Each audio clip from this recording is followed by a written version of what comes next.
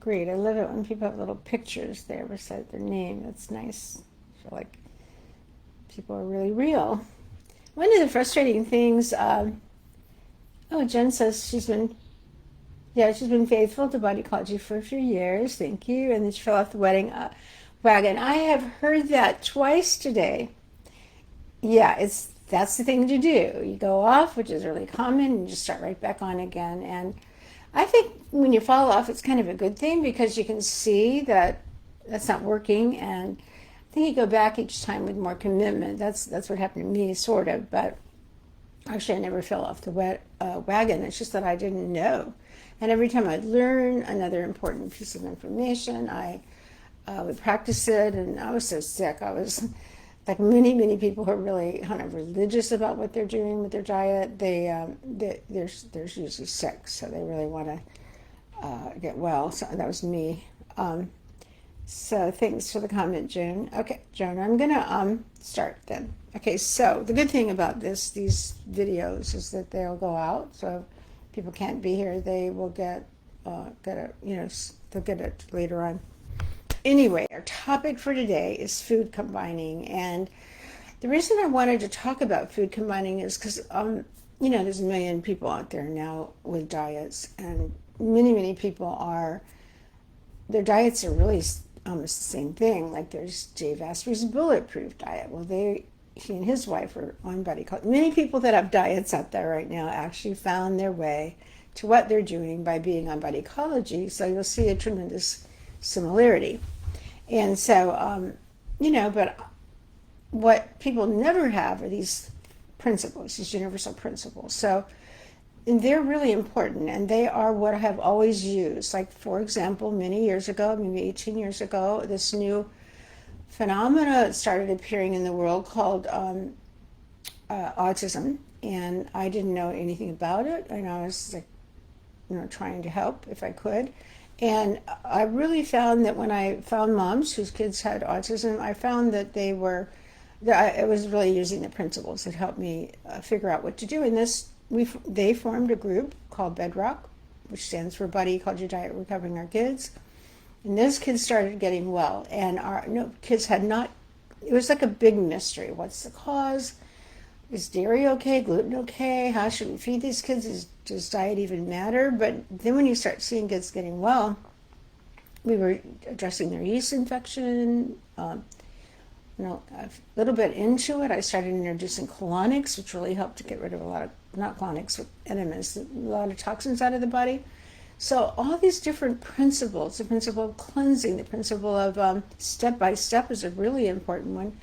And something I've said for 30 years now is the principle of uniqueness. It's a law in the universe, like you can have a snowstorm and not a single snowflake, which is hard to believe, but they're not alike ever. They're always different. So that's true for us. And then 4 or 5 years ago, I got into genes, and that was so important to me because that was the proof that we really are truly different. Even in the same family, we're extremely different because of the way our genes kind of come together to create us.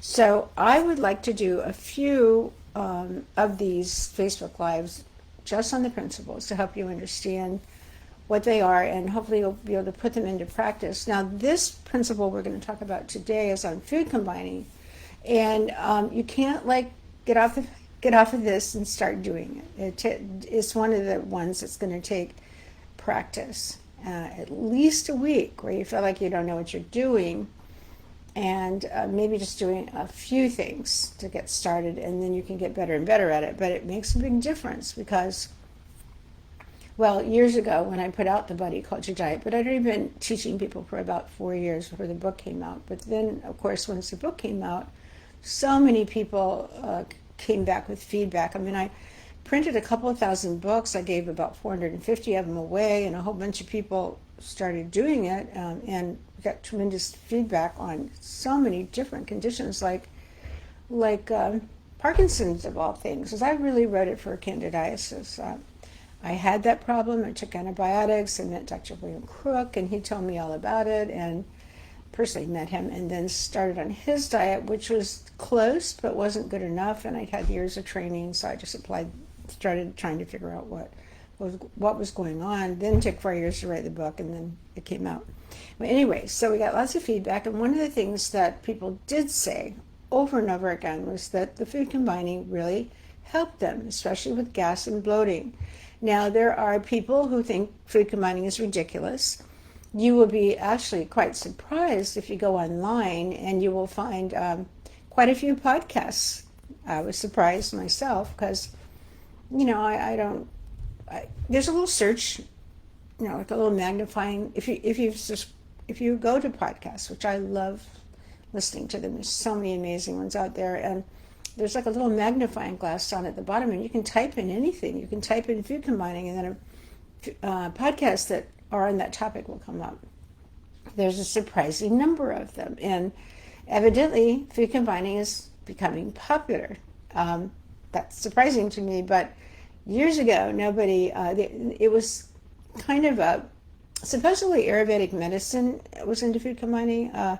I never really saw that when I looked at Ayurvedic medicine, but they certainly give you plenty of dietary advice, which doesn't work if you have candidiasis. But Chinese medicine doesn't really have it at all. But there was a group of people, Dr. Herbert Shelton, I guess, yeah, he started, there's a big group of people doing it.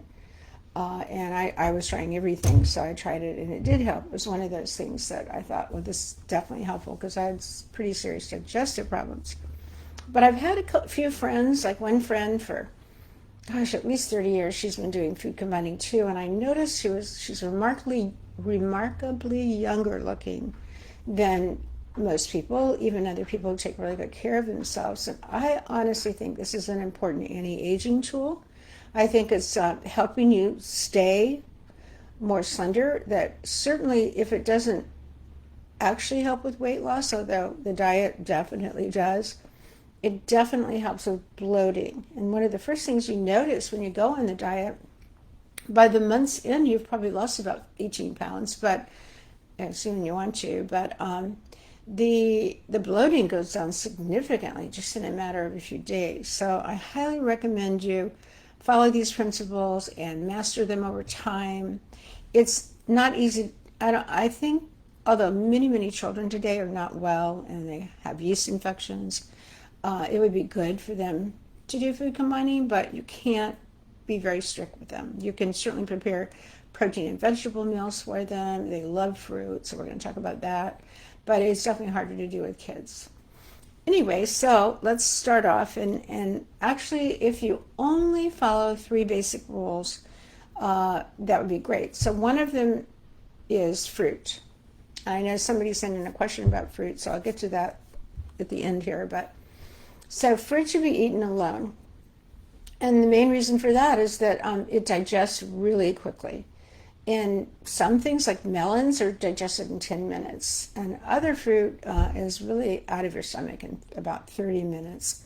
So the concept is, if you're having a piece of fruit, like let's say you have eggs with blueberries. If you have a piece of fruit, it's the fruit digests really fast. The eggs are going to take 2 to 3 hours.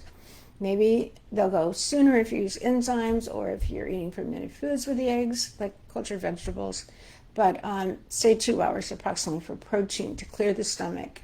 And then the fruit stays in there creating fermentation and gas. So if you're sensitive, then don't put the fruit in with your protein. But, not everybody has digestive problems. Some people can eat anything they want, and those are the people that usually think it's a waste of time to do food combining. But this is really important to do if you have digestive problems, and particularly if you have problems with, say, not enough hydrochloric acid and pepsin. That's in your stomach, and then of course the food moves down depending on how long it stays in the stomach. It'll move down into the small intestine where it stays longer, where more digestion happens. You can't count on your digestive enzymes in the stomach and the small intestine to be working properly. And they usually aren't in people that have digestive problems. They usually aren't as people get older. Basically, people over the age of 55 or 60, they don't have any stomach acid. So, again, this is good for that. But so anyway, fruit eaten alone on an empty stomach. I do want to bring up a branch of science called chrononutrition. You can probably tell from that chrono means like our circadian rhythm, like clock. And so there's a lot of stuff that they're understanding about timing of when we eat. And so in the morning, that is the time when our body is most sensitive to and accepting of insulin, which is trying to get sugar into the cells. So let's say you have your piece of fruit in the morning. It's the most, it would be the best time of the day for that reason too, because your insulin is going to be better and it's going to push that sugar into your cells. It would be good too if you're exercising in the morning, because then that sugar's being utilized to make muscle. So just a little chrono nutrition tip there. But so there's a lot to say about fruits. Somebody asked in one of the questions I sent in that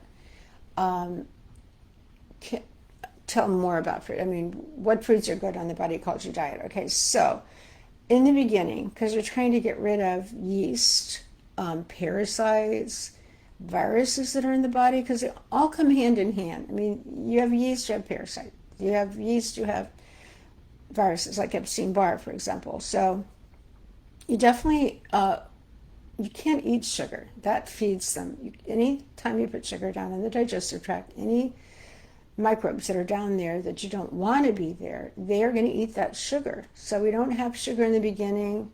Fruit, for example, is full of sugar, fructose mostly. And if you're following more of a FODMAP, you looked up the foods that Monash University over in Australia has identified as the foods that cause bloating and gas, you'll see that fructose found in fruits is one of them. So for that reason, we don't do fruits. We don't want to feed the yeast or other microbes in the gut. There's a bunch of other ones in there, like viruses and, as I said before, archaea. Oh, archaea, by the way, it's a microbe. It's not a bacteria. It was thought to be, but it's actually its own unique microbe. And it causes gas and bloating in the small intestine, and the gas and bloating causes methane gas, which then causes constipation. So a common cause of people with gut dysbiosis is that they have archaea. They're producing methane, and they're chronically constipated. So that's another reason, to me, fruit is out. Okay, but you can break fruits down into acid fruits, like your lemons and limes, for example, grapefruits. And then, believe it or not, people don't realize this, but tomato is a fruit, avocado is a fruit. There's other things that are technically really fruits because they have seeds, like cucumber and squashes, yellow squash, zucchini, and so on. But I don't think I throw those into the vegetable category. They're not at all like an apple or a pear or banana or something. Now, on the diet, the lemons and limes, they're acid fruits. They are fine. You can squeeze them on top of a piece of fish. You can put them in water. A lot of times, if you have say lemon juice or lime juice with some of the Be Sweet, if you put that in water and drink that before you eat, it almost primes your gut for digestion, your stomach. But be careful with tomato. It is a fruit. It really only goes well in a salad, like a raw salad. When you cook it, it's not the same at all anymore. It's not a raw fruit. Of course, you wouldn't cook avocado either. But and then if fruit is dried, anytime you dry or dehydrate something, it becomes very, very sweet. So dried fruits are definitely out, and they don't combine with anything. Okay, so that's fruits. Now, let's see. I did want to say that the thing about these principles is they're tuning in with nature, and that's the secret to healing. You always want to look and see, how does nature do this? Like I look at that question. I look for the answer to that question all the time. What is nature already doing that we should be doing? And that's how I've discovered this world in our gut. well, 4 years before the book even came out in the early 90s. So I've been teaching about that for a really long time, but nobody was talking about it yet. But, I just began to see that this is nature. This is how nature is. Brought it into the gut. So that's the other thing about these principles is they're just universal principles. There's a whole bunch more, but I took ones that are particularly important for food and for healing, for digestion. That's why there's 7 of them.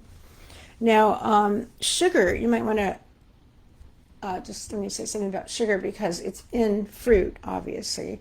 But sugar, like let's say you want to stir some in your coffee or something, it's very, it needs to be by itself. Like you can put it in coffee or you can put it in tea, but you don't want to put sugar in something like a flour product and make a cake. The minute you do, you've got gas and bloating. So sugar also should pretty much be eaten alone. If you take honey, which is obviously sugar, the only honey that I think is really good is Manuka honey because it's got all these healing properties. It's good for healing the lining of the stomach, for example. But same thing, you would want to put it in like hot water, lemon juice, tea or something and just drink it that way.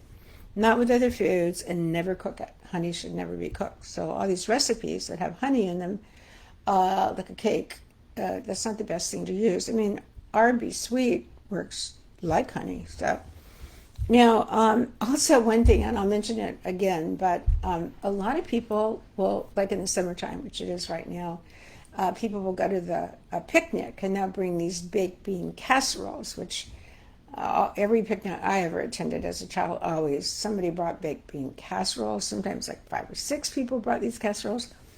They would take the beans and they put in ketchup, and then they'd always have sugar in there. So that is 100% certainty. It's a perfect way to get a whole bunch of gas and bloating, and that's what exactly happened to people afterwards. They'd have tons of gas after they ate that casserole. So just wanted to put that little warning out right there. So now, next most important rule is about animal proteins, because most people are eating them. I think certain times of the day you could be a vegan, but I honestly have found over the years that it's hard to be a good vegan, and I think the body really needs some kind of animal protein, even if it's eggs. Protein's good for the brain, animal protein, and it gives us strength and helps us build muscle. So, but in the time of the day also to eat the protein is in the morning. The brain needs it in the morning, looking at chrononutrition or chronobiology. But so the thing about them, their eggs, by the way, are an animal protein. Sometimes people think they're dairy. But you want to put the animal proteins with non-starchy vegetables, and that's it. Cultured vegetables are fantastic. Ocean vegetables are fantastic if you're eating those. So we're talking about fish and chicken and pork. Fish is often listed on sometimes wrongly listed as a high histamine food. Well, it is if you leave it out. Like let's say you had an extra piece of salmon and you left and you didn't eat it all. Then microbes tend to grow in fish faster than any other protein, and so fish should really be eaten cooked fresh. I mean, bought fish, cooked right away, and eaten at that meal. And don't eat leftover fish or give it to your dog or something, because it is a high histamine food if you eat it as a leftover. But one of the things that's good to know is that Pamela's asking, what is bee sweet? It's our new sweetener, and it's made with allulose and a tiny bit of stevia, only because stevia is a flavor enhancer if you use a tiny little bit of it. So it's in there, but allulose is a great sweetener, and it's actually really delicious. I spent 2 years trying out all these different ways to combine these 3 sweeteners, natural sweeteners, together to make it really close to sugar honey, products. So it's really, really good. But, you have to figure out how much you want to use. You can't, I'll do one big squirt, and that's enough with lemon in a lemonade, but then it depends on how much lemon you put in. Like a lot of lemon juice or a little bit, you have to adjust it. Anyway, so back to animal proteins. So many people can't digest them. That's why broths, animal protein broths, like chicken broth and beef broth and so on. You can even do, of course, fish broth. Like in Japan, when a woman has a baby, they will take a whole entire fish, a carp actually, and they put the whole thing in a pot and cook it for 48 hours. It has eyeballs and everything. So, well, they take the scales off, but then it disintegrates into basically nothing that you can recognize. But that's got the actual animal flesh in there, but it's they give it to women after childbirth because it's so strengthening after she's gone through labor. But what I'm talking about is, in this case, you would strain off the animal protein and you take the broth. Now, so there's broth, and then there's, the collagen broths that are really, really popular, except I'm not a big fan of those, because I know everybody says collagen is so great for you, but your body makes collagen from proline and lysine and vitamin C. The body does make its own collagen.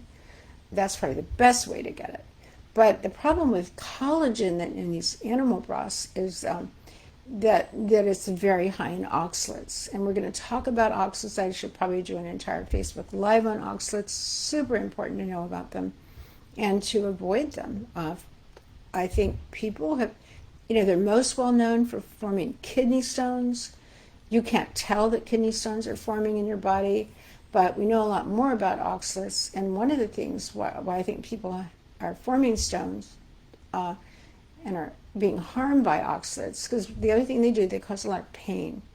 But anyway, I think the reason they've become such a problem today is because yeasts make them. So many people have yeast infections. So broths are great for you. They're strengthening. They're easy to digest. You can blend up non-starchy vegetables into your broth and make like a nice, easy to digest, really healthy protein meal. And you want to put all these animal proteins, they just go with non-starchy vegetables and ocean vegetables. So you could even put, some wakame in the broth, or take a strip of kombu and simmer that for about 30 minutes to put that kombu broth into your animal protein broth. But that's a great way to get animal protein. And for people with digestive problems, it's the best way. And I do think that because we need the proteins, animal proteins, but we don't digest them, this is where I'm most adamant about taking digestive enzymes. And you need hydrochloric acid and pepsin enzymes for the stomach. Then the protein is in there and it partially digested. It moves into the small intestine. More important digestion takes place there in the small intestine. It's there longer. So that's why you need another kind of enzyme called,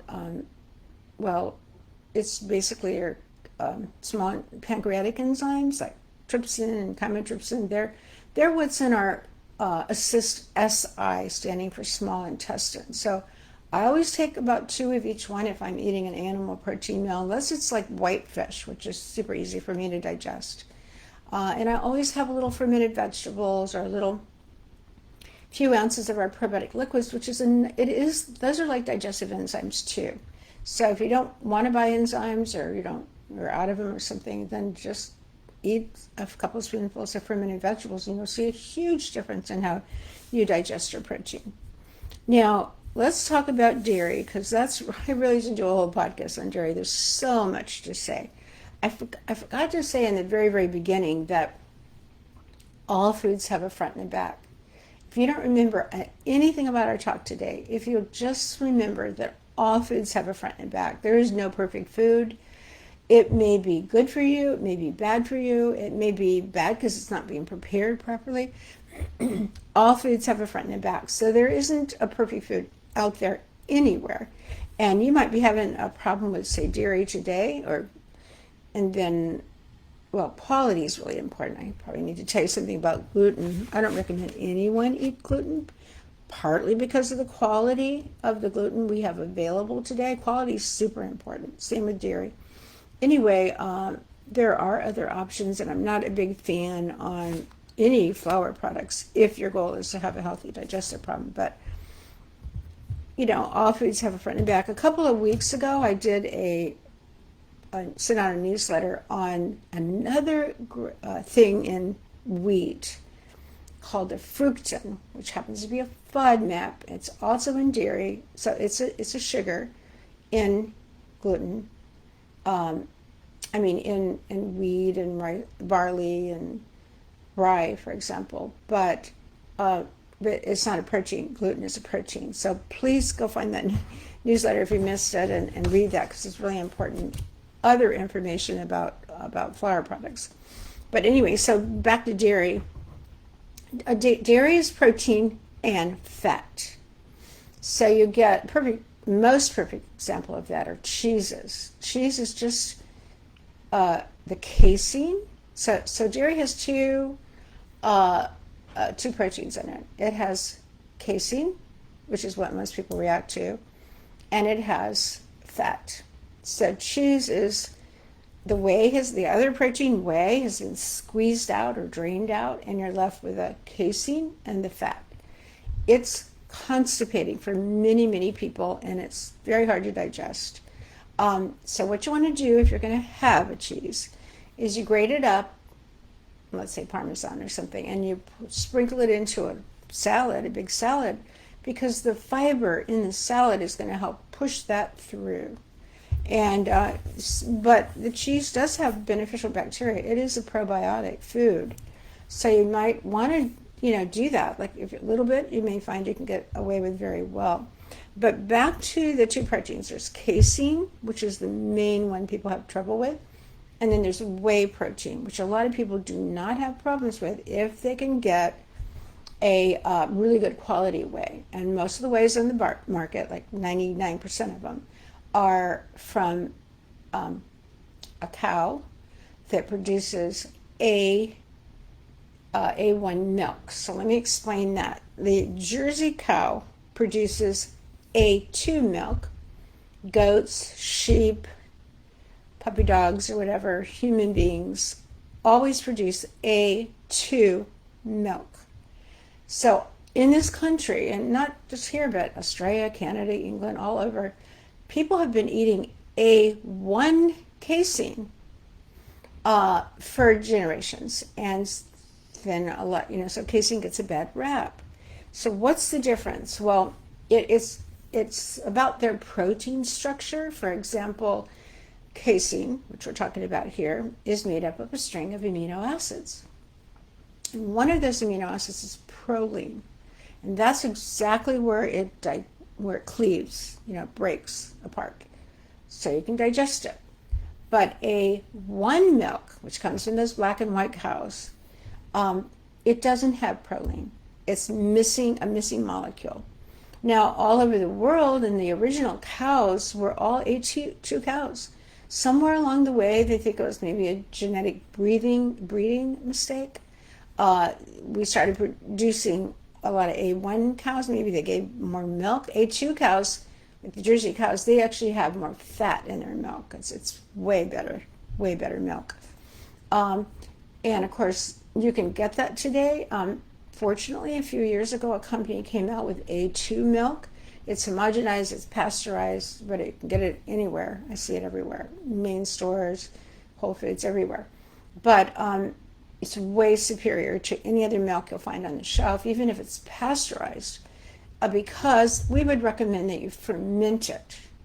And then when you ferment it, you're getting rid of the sugar, what's called lactose in the milk. So that makes it way better too. Now, so human milk is 70% whey. It's not casein. And that's what we're drinking. We're drinking all this casein. So the human milk is mostly whey, which I think tells you something huge. This is what I mean about nature. Look what nature's already doing. Okay, so out there, okay, Pamela just asked a question. Hold on, let me back up and say something. So cheeses can be A1 or A2.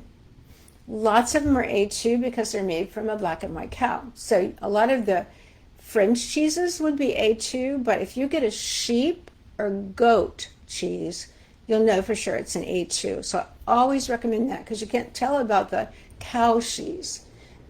And you want to be sure that they're raw. And those are the ones I'm talking about. If you're going to eat them, you want a little bit sprinkled in your salad. You probably get away with them if they're from an A2 animal, like goat or sheep. Camel, I guess, I don't know if I've never seen camel cheese, but maybe it's out there. I'm sure if you live in the desert, like places like that where they have tons of cattle, they probably make cheese out of it, and certainly ferment it. But anyway, I don't know if you can get it, but you can definitely easily get raw sheep and raw cow, and it will be A2. So that's the only thing you want to buy. Now, that goes for all kinds of cheese. So Pamela asked about Fontina. I don't know a lot of the different cheeses, but I don't know about Fontina, but someone else might want to pop in. So Jennifer asks, I can't drink regular milk. For sure, people can't. They might not even realize they can't drink it, but it's not digesting. And actually, milk is one of those foods that's very, very individual. It's constipating. Remember, every food has a front and a back. So milk is constipating because of the casein in it. Cheese is constipating. That's why you just want a little bit. But you are getting, let's say you put a little cheese in your salad, digest it well, you are actually getting some really good probiotics, some unique ones that are not easy to find, even some that kill yeast, pathogenic yeast. So I like cheese. Maybe not the very, very beginning, but, maybe down the road you'll handle it really well.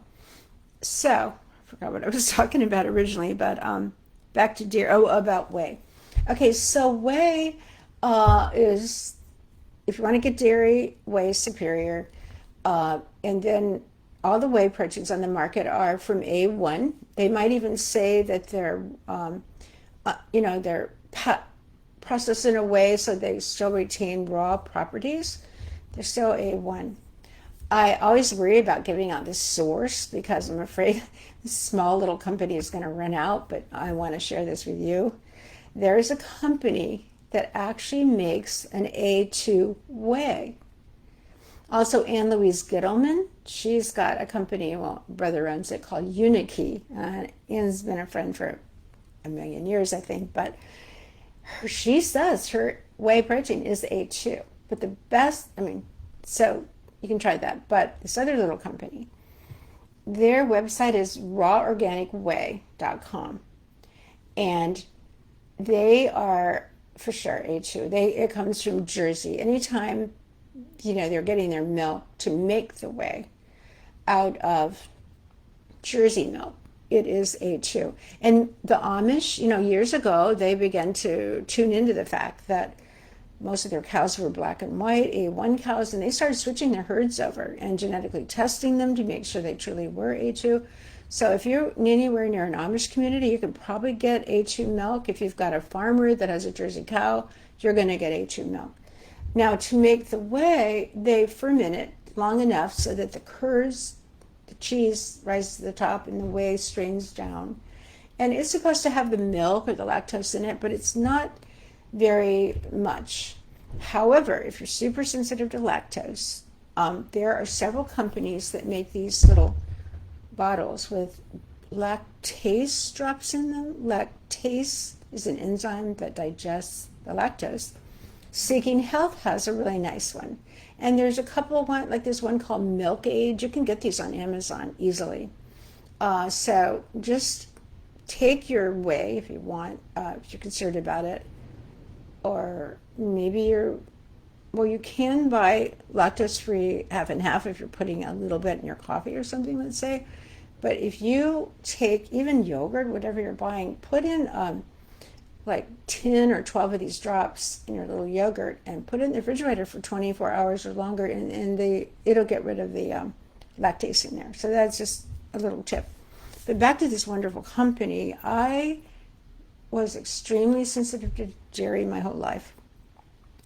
And there's a secret to getting back on it if you've been off of it for a long time. The microbes in our gut digest what we're eating.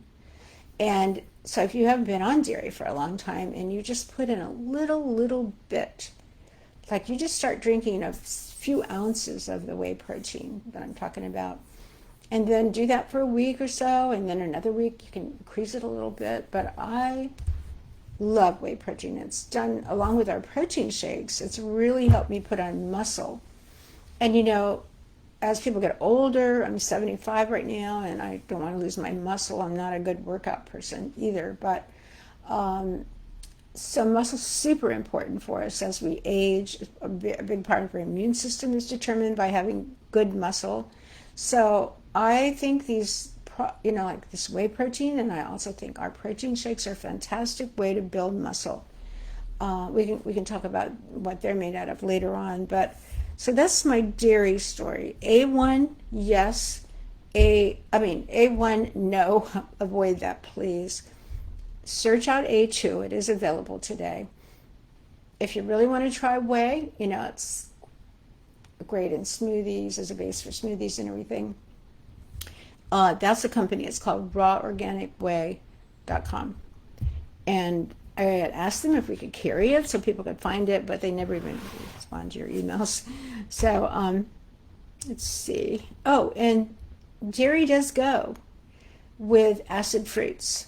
So let's say I wanted to make a salad dressing out of fermented kefir. Apple cider vinegar causes it to curdle, but lemon juice is fine. You can make a delicious kefir salad dressing with lemon juice and a little bit of salt, herbs and things like that, and it goes over raw vegetables. And if you wanted to throw in a tomato, that's an acid fruit. Now, just my years of kind of knowing about blood types and asking a billion people about their blood type, O's do fine with tomatoes. A's don't. ABs, you have to figure it out, but they're supposed to be okay with tomatoes, according to Dietary, but B's, they don't do that well with tomatoes. And raw tomatoes are fruit. If you love tomatoes, the place to eat them is in a raw salad, and you could put kefir salad dressing, or I guess you could use yogurt, but it's so much easier to make kefir and so much healthier. It's got better bacteria in it. It's got the yeast in it. Why bother, unless you just, it's so easy to make the kefir and so fast. I can't believe, all you do is put a package of our starter into a quart of warm milk in about, I used to say 24 hours, but I'm finding in like 16 hours it's turned into kefir already. You shake it up, put it in the refrigerator, and there you go. But so I think a lot of people can get back on dairy. I know with children with autism, their moms take them off, of course, they have to. But a lot of times they want to put them back on a dairy food because their food choices are limited anyway. They tend to like them, and you can reintroduce them. And of course, whey is giving all those amazing benefits of whey, which is fantastic for building muscle. Oh, and it also increases glutathione. It's another great reason for having the whey. So, okay, let's do oils and fats next. Jennifer says she doesn't have constipation, she has diarrhea. Right, it could go that way too, especially. So Jennifer, I see what you say up here about I drink lactate or anything lactose free, so then you're okay with that. But fermented, honestly, soy milk, don't drink soy milk. It's incredibly high in oxalates, really bad, really hard to digest. And as far as oat milk, I love oat milk. A lot of people are putting it in their coffee when they go out to Starbucks or wherever they are. Oat milk, just so you know, is a FODMAP. Oats aren't. Well, we'll get to grains in a minute, but the oats are not a FODMAP. But oat milk causes. I'm trying to think what's in there exactly. Which one of the sugars are in there? Well, anyway, oat milk is a FODMAP. It will cause gas and bloating for a lot of people, but see how it does for you, because remember, everybody's different. Okay, now. Pam saying she has an issue with casein. I know, Pam, but you may not have an issue with whey protein. And many, many people have found that they can't do A1 milk. But when they switch over to A2 milk, that's what the ads all say. It was really hard to get A2 milk into this country because the A1, the entire dairy industry provides A1 milk, or they might have some A2 cows, but it'll be combined with mostly A1 cows. I mean, they don't, you have to genetically test the cow, or it has to really be a Jersey cow to be, and they use these black and white cows mostly. The real ancient breeds, like over in India, the cow was considered sacred. Some of these gigantic, huge cows and certain breeds, they are all A2. So you can try an A2, Pam, especially if you ferment it, you might be okay. And then the other thing is, we're not meant to have much dairy. If you're going to take dairy, those little yogurt cups that are about this big with about 6 ounces in them, that's all you should take in at a time. What I think is a good idea to do, if you have 4 ounces or so of the dairy, dilute it. Put something like our probiotic liquids, like Cocoa Biotic, or I'm going to talk about this. Somebody asked a question, so I'll tell you more about those later. But dilute it with water, because it's easier to digest. In Russia, where Poland, places like that, where kefir is a really important food, they give it to babies at 4 months. They give it to pregnant women for free because they know it's healthy for them. The kids get it when they go to school, but they do dilute it. You may not ever hear about that, but they don't just drink thick kefir. Like if you go to the store and you buy goat milk kefir, I'm trying to think of the company. Okay, it's A2, but dilute it. It's very, very thick. So let's move on to oils and fats, because we're all eating a bunch of those and they're important. So your olive oil, your avocado oil, your coconut oil, and borage, they're all part of the diet. Borage is really good for our hormones. Butter and ghee is on the diet, especially ghee, especially for blood type A. So ghee is the cleaner of the two. Ghee, the casing has been removed. They've simmered it, and the casing moves to the bottom, and they strain off the top, which is the oil in the ghee, and so that's your cleanest choice. And it has a distinct taste. You might prefer butter, but I found that adding something to it, like salt or some favorite herbs or something, it's cool to cook with it. Very, very good for cooking because it can hold a high heat. And, when you mix it in with your food, it doesn't really taste so different, but I think ghee is delicious. And just in case you're not eating it because you don't think it's delicious. Now, so there are nut oils too, like pumpkin seed or seed and nut oils. Like there's, of course, almond oil. I'll tell you about almonds in a little while, but flaxseed, pumpkin seed, chia seed, sunflowers, black sesame, all of these, black curcumin, all of these oils are seeds or nuts.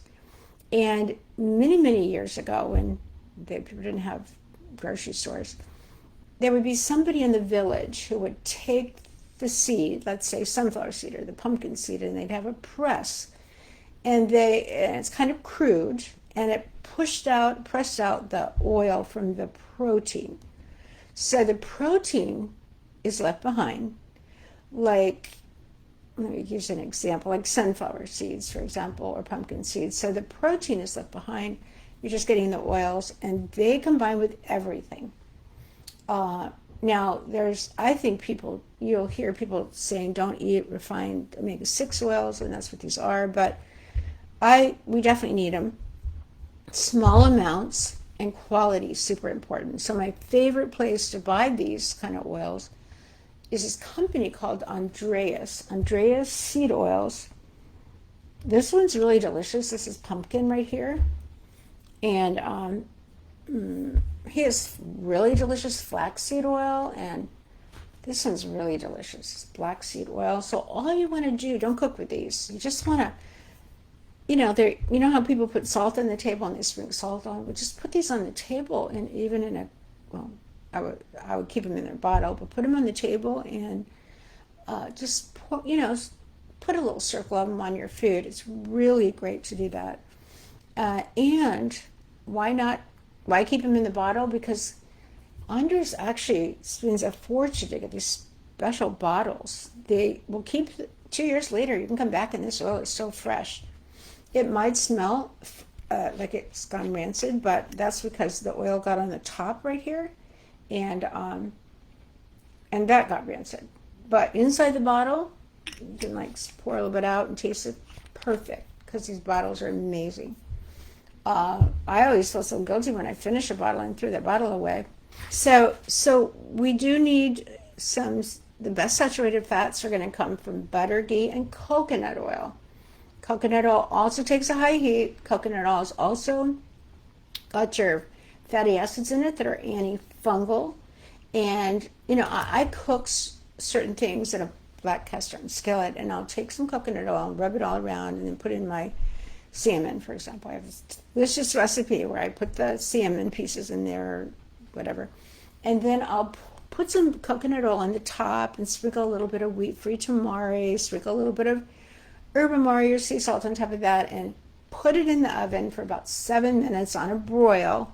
And then I turn the oven off completely, but leave it in there and for another 7 or 10 minutes or something, and take it out. It is the most delicious, tender piece of salmon, but it has these different oils on it. I mean, it has fish oil and which is another good oil, by the way. Fish oil and coconut oil together just give you amazing energy. So yeah, fish oil, I was going to show you, somebody asked this in a question, my absolute favorite fish oil comes from Dr. Jeffrey Bland's company, Big Bold Health, and it's a pretty new product, but, of course, he's like an expert in everything to do with functional medicine and revered and by functional medicine doctors everywhere. And he has this Dutch Harbor Omega, but they made sure that they put extra resolvins in here. So fish oil is good for inflammation, but resolvins are the little molecules inside the fish oil that make resolve inflammation, basically. And that's something we really need a lot of right now. If the more you learn and the more you study, you'll see inflammation is behind everything. So these resolvins, which they have put extra into Jeff's it's called Dutch Harbor Omega. So it's my favorite. And also the thing is that where, I was explaining how Andres, for example, uses this wonderful, amazing press to get out the finest, really, it's quality of the way these are pressed that make them so good. So there's all these fish oils all over the place, but I don't trust how any of them are made. They do kind of a boiling process. I don't trust them. I will trust anything that an oil that he'll put out. Now, one thing I want to say about Andres and these oils. Oh yeah, most of the oils out there, you can't just buy any old oil, and they're bleached, deodorized, and refined. They were bleached, deodorized, and refined years ago when the baby boomers came into the world, and they needed to build shopping centers and neighborhoods where a bunch of houses were built together, suburbs, and they needed stores. And so they decided, okay, we'll just take out all the fatty acids. We'll bleach this pumpkin seed oil or sunflower or whatever. Anyway, so they bleached it, deodorized it, refined it, but it stayed on the shelf forever. That's what we've been eating. Like, all baby boomers grew up on that. And vegetable oils, you can't go out into the world. Even to Whole Foods, they put canola oil on everything. That's a seed, but it's not properly prepared. So, and because if you want to take real canola, like if Andres pressed canola seeds, which are also called rape seeds, so that wasn't a popular name, rape, R-A-P-E seeds, so they changed it to canola from Canada. But if he pressed it, you wouldn't want it, it wouldn't be popular because it's really got a bad taste. So you can be sure that out in the real world, you are not getting good oils. And like when for years, of course, I really have to do this because I don't have a choice of eating bad. But I would go out in a restaurant and people would want to crawl under the table because I'd say to the waiter, waitress, I'd say, I'm really allergic to vegetable oils. I'm not really allergic, I just don't want them. Could you make sure that, the olive oil or whatever you've got in there, that it's real oil? And they always come back and say, oh no, we cut it with canola oil or vegetable oil or something. So bring your own little thing of salad dressing with you, or ask for real olive oil with lemon juice in it, and bring a little thing of salt, good salt. So anyway, so that's really what I want to say. I hope I caught everything on the oil topic. Now let's move to nuts and seeds, because they are no borage, Kim, no. You don't want to cook. Oh, yeah. Okay, Terry, hold on. So Kim asked about borage oil. I like Barleans. They're another company with a good press. They make a borage oil. You want to keep it refrigerated, ideally. And all these oils need to be, not Andreas, because he puts them in these bottles, but oils really, ideally, the seed oils can go bad. So olive oil doesn't have to be, avocado doesn't have to be, they can be at room temperature, ghee can be room temperature, but yeah, these seed oils need to be put in refrigerated, and they ideally should be in a glass bottle. So that was Barleans, Barleans, Barleans. I wouldn't buy anything in plastic, but because you can easily get, because it leaches into the oil, because it's easy to get glass options. If you think, oh, these oils are really expensive, just pick one. Pick pumpkin seed. The black sesame seeds are really delicious too. So Barleans, glass. No, not high heat, not with these seed oils. They're really sensitive. And all the people that are telling you not to eat seed oils, that's because they don't know about these good oils, nor do they understand that our diet is mostly made of these really crappy seed oils. So they're saying don't eat them. I agree. But if you can get these good oils into your diet, they're a little bit, don't cook with them, excellent for you. So MCT oil. So yeah, very good. It's really good. Art asked about MCT oil. It's real popular. People are putting it in their coffee with butter. Dave asked me started that, but I've talked to him about this too. But gene-wise, that's a bit. A lot of people can't deal. You know, if you have the ApoE gene, for example, which puts you at risk for Alzheimer's and cardiovascular disease, I would never recommend you put in MCT oil in butter. It tastes good, gives people a lot of energy. But some people can't digest fats very well. I'm in that category. I can take a lot of saturated fats. And going back to animal foods, that's the thing about them. You want to get rid of those saturated fats. Eat the protein prepared properly, but cut off the fat. Don't eat chicken skin. I know it tastes better to fry your chicken legs. I probably had fried chicken 3 days a week growing up in Georgia, but I was one of the things that made me so toxic and so sick. So anyway, so let's get to nuts and seeds. So protein. So the official company is Big Bold Health, Dutch Harbor Omega by Big Bold Health. You can also type in Jeffrey Bland. I'm going to tell you something about that company in a minute that's important. So nuts and seeds, okay, here's something really important about nuts and seeds. They are a combination of protein plus fat. And so a lot of people are eating tons of nuts and seeds today. Almonds are so popular. I even put them in the book originally. I need to check it out, but don't eat almonds. They're incredibly high in oxalates, incredibly high, which I really need to do an entire Facebook just on oxalates. So important you understand about them and avoid them.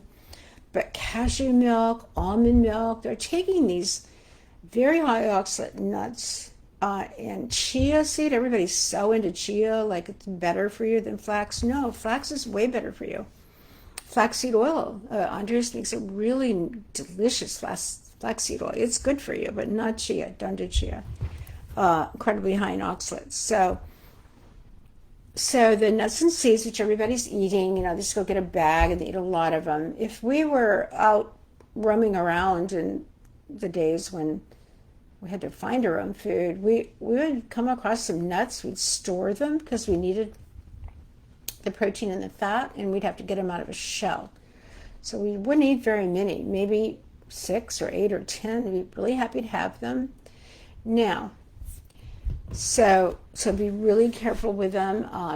You want to be sure you avoid the high oxalate ones, and there's only a few that are not high in oxalates. One is, well, flax seeds are low in oxalates, pecans are low in oxalate, pumpkin seeds I think are low. You'll find different lists with different that will tell you different things. So don't quote me 100% on this, but if you are reacting to oxalates, you will know.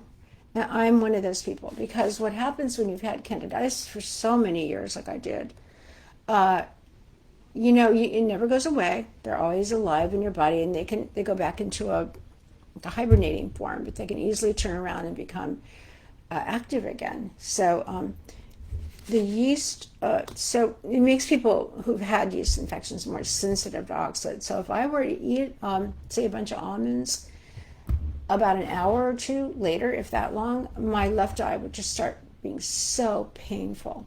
Now, they've had children. So the first time we got understood about oxalates was with the autism communities, because some kids would eat them, and or almond flours, like a lot of people were saying, like the GAPS diet and everything is very, very high in almond flour, so on.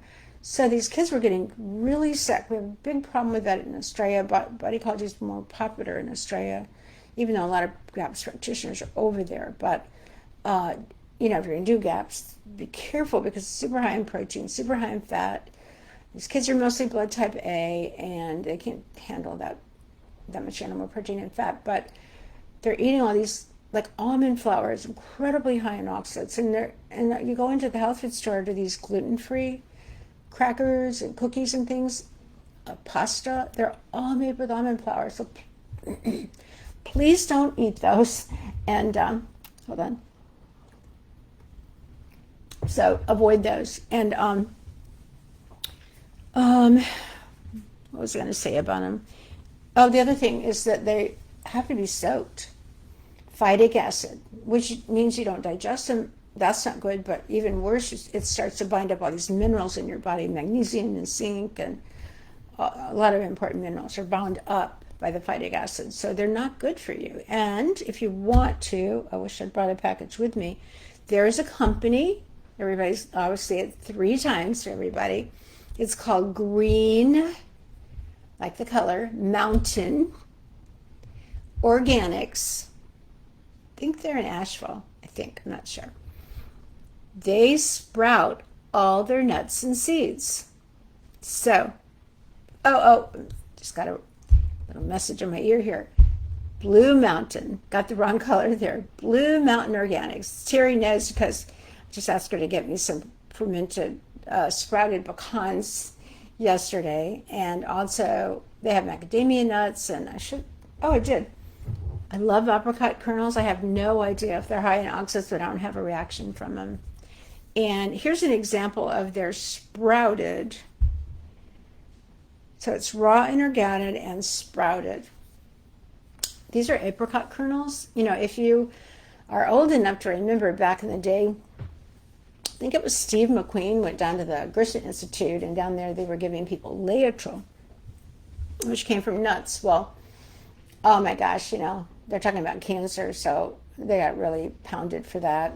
But Laetrile is also called B17. It's a B vitamin, and it's supposed to be really good for cancer, and people can become deficient in it. Well, apricot kernels are a source of Laetrile, B17. I love the taste. Don't ever eat peanuts. They're incredibly high in oxalates. Don't eat peanut. But there's a company called Sun Butter, and they make a sunflower butter, not sprouted, unfortunately, but you can get sprouted sun butter from these people right here, but the sun butter is real easy to get, the organic, in the health food store. It is low in oxalates. A lot of the kids with autism, their moms do the sun butter, organic sun butter.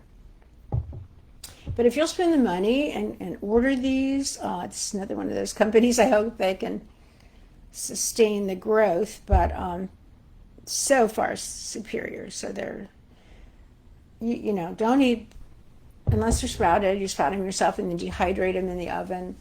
You want to avoid them, and you want to avoid the ones that are high in oxalates. Blue Mountain. Okay, I'm sorry. Blue Mountain.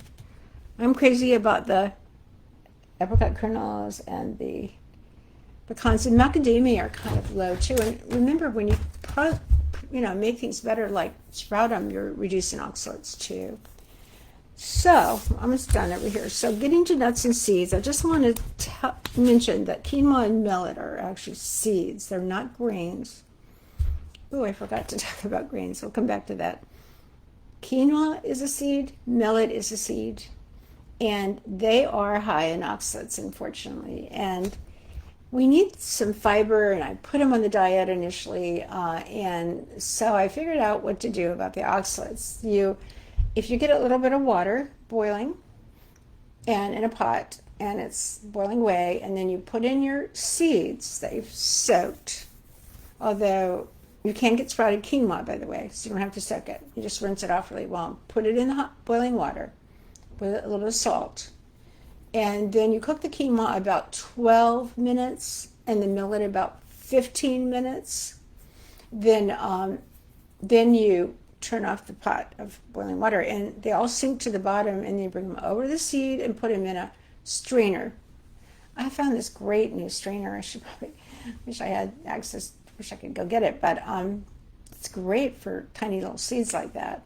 And the nice thing about cooking them this way, they're not mushy. They're all separated and fluffy. If you want to make them into like a quinoa salad or something, it's a really best way to cook them. But mostly you're dumping out a whole bunch of oxalates in the water. Not all of them, but significantly lowering them. So amaranth is a tiny little seed. I mentioned it on the diet and actually put it in like the Tex-Mex casserole, but it's so tiny, it's hard to work with. You would do the same thing. You would boil it, maybe. But here's the other thing. For somebody who believes in colonics and recommends them, when people do colonics, those little teeny tiny seeds, like especially millet and quinoa, they just go bouncing across the view tube. So they're often not even being digested. People aren't chewing them. They're just kind of chew, swallow. So you want to chew them, but also they still provide wonderful, wonderful fiber for the microbiota. So something to think about. And if you are constipated, and if you prepare them properly, and if you use an Instant Pot pressure cooker, or I use an Instant Pot, if you put your quinoa, your millet in there with a bunch of water, like say 7 cups, turn it on for about 45 minutes, you'll open it up and it'll just be this mush. But that is a great way. It's a great food for someone with really sensitive digestive tract that is constipated and all. It's just, I learned that from Lima Asawa, who I studied with over in Japan years ago, that it was a really good thing for constipation and really healing for the digestive tract. So again, the way foods are prepared are extremely important. Quality and the way they're prepared. So I skipped grains accidentally, like rice. So we don't want the ones with gluten in them, like wheat, rye, or barley. But what about rice? Well, so body culture is broken into stage 1 and stage 2. And in stage 1, you're not having grains because they have sugar in them and they're feeding the yeast and other things in your gut. But in stage 2, we need these kind of foods for different reasons. Good for the thyroid, important for helping you feel calmer, especially if you eat them at nighttime. And you want to, they help you sleep. They help make more serotonin. I think O's could maybe avoid them forever, but I absolutely think that grains, that A's absolutely need them for calmness anyway, so I think we need to understand how to use them properly. So they need to be soaked for the same reason they have phytic acid, but there are companies now. This is a really nice one. You can get it online. I think it's Lundberg. They make a sprouted short grain, but they also make a sprouted basmati. That one's really delicious. I literally bought 12 packages of it in case we have food shortages coming up. So another great rice is this company right here. This container is by True Roots, TRU Roots. They seem to have a lot of True Roots quinoa, sprouted quinoa in the stores, but they don't. This one is harder to get. It is available online, but the reason I love it is because the Japanese, did their growing thing, and they germinated means it sprouted. Okay, but this particular one is extremely rich in GABA. So, people will call for a consultation or something, and they're not sleeping. I always ask, are you sleeping? Because you can't heal if you're not. So a lot of times, most of the time, they're A's. Not always, but more than half of the time. So just having a little bit of this is where this increases GABA. It's amazing. So the thing is, this is where the 80-20 rule, another principle, comes in. You want to have on your plate, when you're eating grains, prepared properly, and eaten with fermented vegetables, by the way, because those microbes process those grains and digest them for you. But anyway, you've got them on your plate, and you don't have a whole lot of them. You have 20% can be your rice, your sprouted brown rice, and then 80% should be different types of vegetables. They can be non-starchy vegetables. They can be ocean vegetables. They can be just tons of other wonderful vegetables because the non-starchy vegetables go really well with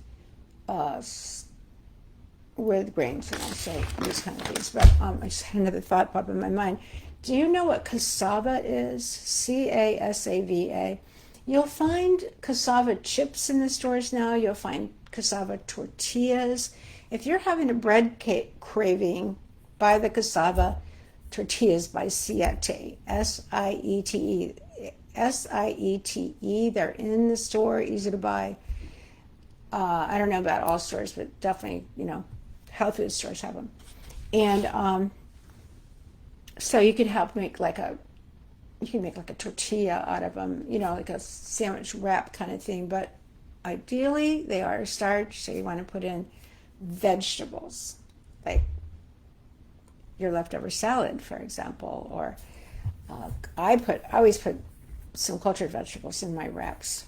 That makes them really easy. But you can actually buy cassava as a funny looking vegetable with tough brown skin, and what you do is you cut it into segments and then stand it up on its end like that, and then you cut off that skin, and then you cook it, and it's amazingly like a potato, but low in oxalates, where potatoes are high in oxalates. So that's the big thing about vegetables. Some of them are extremely high in oxalates: spinach, potatoes, sweet potatoes,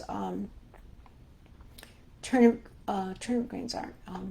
Swiss chard, beets are extremely high. That's why I always eat beets, because they're so good for you, for nitric oxide and so on, good for the immune system, but I always eat them fermented. So you can find lists of the vegetables that are super high in oxalates. You can't avoid oxalates 100%, but you can certainly avoid the high oxalate ones, and that is really important to do that. So again, I should do a whole talk on oxalate. Sprouted, okay, Art's asking about if your gut is healthy. Would sprouted bread occasionally be okay? Well, it depends on what it's made out of. There is this bakery. I heard him on a podcast. It's called Time Travelers Bakery. And they have a bakery wherever they're located, Seattle or wherever they're from. But they have a store, so you can go in and buy it if you live there. But mostly what they do is they sell you the video, different steps on how to double ferment your bread. They also sell you, when you buy the video, they will mail to you a starter, an old-fashioned sourdough type of starter to put into your homemade double fermented bread. That's what their video teaches you. And they say that they have all kinds of people with IBS, and they're cautious about saying if you truly are have gluten sensitivity, like the two genes DQ2 and DQ8 that really make you a celiac person if you eat it. Yeah, Rosalind, it's called millet congee, right? That's what they call it. So yeah, so it's interesting. So Art, to answer your question, you might check this place out. I haven't had time to do it yet, but I'll back up too to tell you something about Big Bold Health. So Jeffrey Bland is really into buckwheat flour. It's a big thing. He's partner with Mark Hyman and some farmers to create it because they think it's such a great flour, very high in polyphenols, so good for the bacteria and everything. But here's the deal: buckwheat is a seed and it's super high in oxalates. So I started playing around with how to make, say, a zucchini bread or a carrot cake or something using, gluten-free flours, like even cassava flour. It's really good. Otto's cassava flour. But anyway, so here's what I do. I took the flour that would be in the recipe, the buckwheat flour, and I put it in a bowl, and I made sure we covered it. You don't want a big wide bowl. You want a straight up and down bowl, and I made sure it was under some cocoa biotic or energy biotic, one of our probiotic liquids, and I let it ferment there 48 hours, and then I used it in the recipe. So we're using that like a sourdough starter, and it worked. No reaction to oxalates by doing that. So it's kind of a little secret tip I came up with to share with you. And also, getting back to oats, by the way, oats are not a FODMAP. Oat milk is a FODMAP. It doesn't have the sugars that are going to cause gas and bloating that Monash University, told people to avoid if they have IBD and SIBO and so on. But this company right here, another one of these not very well known but really good companies, it's called 1 Degree, like 1 Degree. They actually make a sprouted steel cut oats, and they have regular oatmeal too. But the thing about it, you want to sprout it, and most people don't want to do that when they're making oatmeal for their cereal. Again, I honestly think it's better to have this at night instead of in the morning. But anyway, but that's up to you. Everybody's different. Anyway, because it's gluten-free and it's sprouted, normally oats and oatmeals and steel-cut oats and all, what they do is they bring the oats in from the field. They,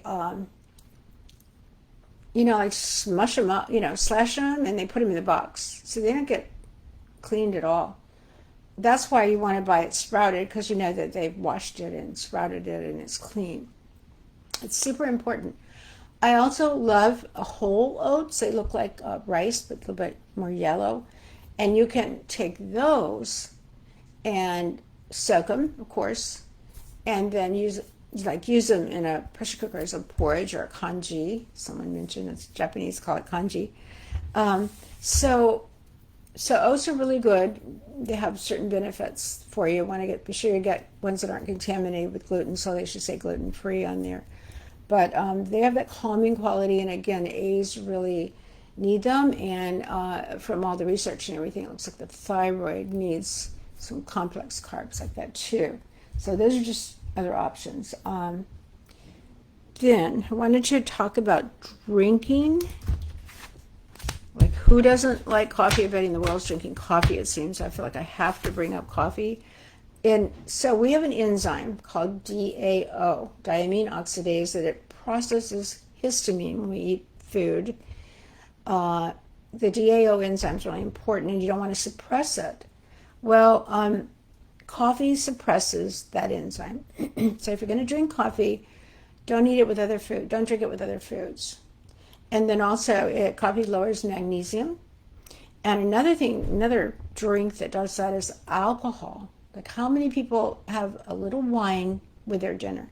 You are suppressing DAO when you do that, just so you know. it's good to drink certain teas with your meal. One of my favorites is actually one called kukicha, Kukicha. It's a Japanese tea, and it's like sticks and twigs from a green tea bush. It's low in oxalates, and it's kind of coffee-like. So you just know it's safe. It's a good one because green tea, black and green tea are very high in oxalates. So, but having something warm with a meal actually aids digestion. So if you have a little bowl of soup like the Japanese do at the beginning of a meal, there's warming up digestive fire. And then also, any soups with the meal actually, but a little tea during or at the end, ginger tea or something helps with digestion. By the way, I meant to say this in the beginning. The reason for food combining is so many of us really do have digestive problems. Many people do. Almost everybody, it seems to, that I know that comes to me definitely does. So that's why food combining is important. It takes the burden off of your digestive system. And so the people who criticize food combining, they probably, can eat anything they want, but that's not the rest of the world. So, questions, fortunately. Pam says, Caillou is a Japanese porridge. I lived in Japan and studied with Lima Sawa. I lived there a couple of times. So, Art, I don't know the answer to your question. Anyway, I never heard that word, Caillou, but that's interesting. I'll have to go look at that. If you have a recipe, tell us about it. Yeah, Rosalind, it is 1 degree sprouted steel cut oats, or not steel cut. You can get the regular other kind of oatmeal. So Art asked about that bread, the triple. I'm not saying it's good. I'm very curious about it myself, but I like the idea of double fermentation. Some people are into double fermenting yogurt, for example. That's done in like the GAPS diet, and other people are doing that. But I have to. Oh, Nicole, yes, this is being recorded. Oh, she has to drop off. Thank you very much for coming, Nicole. So, Art, just go to Time Traveler's Bakery and check them out. Pay for the video and try it, and then let us know. I'm curious. I'm going to do it as soon as I get a chance, which is not right now, because I'm working on a book, and I'm like more than halfway through, and I've really been working on it for 2 years. It takes so long to write a book. It took me 4 years to get Body Ecology out, but this book is really good, I have to say. It's really comprehensive, and I keep thinking of something important to add to it, which is what happened when I wrote the other book. But anyway, right now I'm really trying to devote some time each week to that. So things like that I would be all over that bread and other kind of food experimentation things if I had more time. So if you all would do it and get back to us with an email, that would be fantastic. I'm curious too. Yes, a new book. That's totally, we're going to replace the Body Ecology Diet book, which is pretty, it's older than people. It's still really valuable, but so much more that I just want to put out there for people. So it's a really good book, I have to say. I know there's so many books and people don't like to read anymore, and I will put it into an Audible for sure if you're a person that likes to listen while you're cooking or something. So, yes, it's being recorded. And if you've taken a lot of notes, I'm sorry, but I just naturally get excited and I start talking too fast. I've been criticized for that. Not as bad as some of the people out there.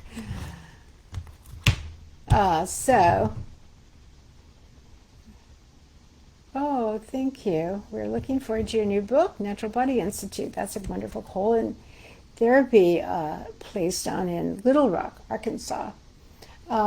So, Jonah, we're going to be doing a whole entire podcast on parasites, so I won't go into that right now because I'm already, time is it, 2:30? Yeah, so we've already gone an hour and a half here. Sorry. Thanks, Kim. That's inspiring to finish the book. Okay, so what I'll do is I'll say goodbye. Please tell other people. We are going to put this out. We'll probably put it in our newsletter, wherever you can post things like this. And then because because most of all, I've learned over the years a lot of information. It's really frustrating for me to know what I know in this one area. That's like not good. There's a lot of things I don't know. But when you know a lot of stuff in a particular area, and then you look out in the world, you see so many people suffering because they don't know.